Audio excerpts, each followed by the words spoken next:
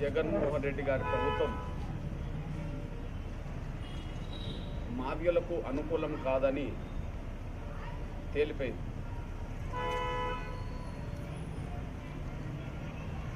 విద్య, ఉద్యోగ, సంక్షేమ, రాజకీయ రంగాల్లో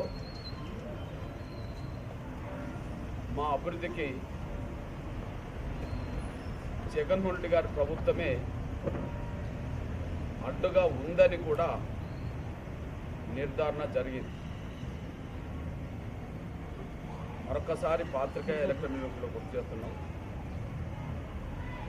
ఆంధ్రప్రదేశ్లోని వైఎస్ జగన్మోహన్ రెడ్డి గారి ప్రభుత్వం మాదిగలకు అనుకూలం కాదని తేలిపోయింది. విద్య, ఉద్యోగ, సంక్షేమ, రాజకీయ రంగాల్లో